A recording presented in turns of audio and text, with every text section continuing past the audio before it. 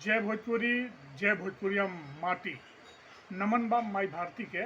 तो ए बेरा बाबा गोपालपुरिया ना एगो अविस्मरणीय अमित छाप छोड़े वाला वृतांत, खिस्सा, सत्य घटना, कहानी कहीं लेके प्रस्तुत भइल बाने। ई जवन वृतांत बा ई कल्याण पत्रिका में हम पढ़ले बानी, बहुते अनुकरणीय बा। तो एकर शीर्षक हम देतानी कीर्ति अमर रहेला। तो कहल जाला ना कि आदमी अमर बा, लेकिन आदमी अमर कब बा कि जब ओकर कीर्ति अमर बा, यानी कीर्ति ही आदमी के अमर करेला।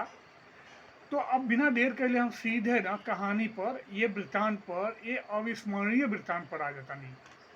लड़ाई के मैदान में पृथ्वीराज चौहान जी मूर्छित और घायल पड़ रहनी। आसपास के जगह ही जौन रहे ना घायल सैनिकन से पटल रहे। पृथ्वीराज जी की बगलिए में उनकर अंगरक्षक सामंत संयम राम जी घायल होकर पड़ल रहनी, पर वहाँ का होश में रहनी। गिद्धन के झुंड मुअल और बेहोश सैनिकन के जौन मासू रहे ना वो नोच नोच के खात रहे। अचानक संयम राम जी क्या देखता नहीं कि कुछ गिद्ध मूर्छित पड़ल पृथ्वीराज जी की ओर बहता कुल। संयम राम जी के अपनी कर्तव्य के भान रहे और अपनी स्वामी भक्ति के भी।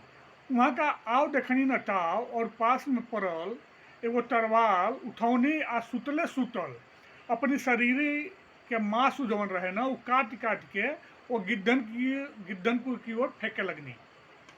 बाद में पृथ्वीराज जी के तो जान बच गई, पर ई स्वामी भक्त संयम राम जी काल की गाल में समा गईनी और अपनी कीर्ति से काल के पराजित कर देनी। तो देखनी भारत जौन बा ना ई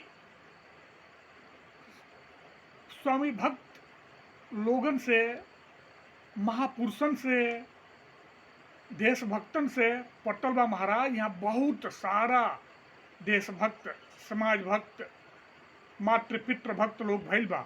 तो फिर यहींगा ऐसने और कोनो कहानी लेके अगला वीडियो में हाजिर होकर। तब तक खातिर नमस्कार बा, प्रणाम बा। एक बार प्रेम से बोली जय भोजपुरी, जय भोजपुरिया माटी। नमन माई भारती के।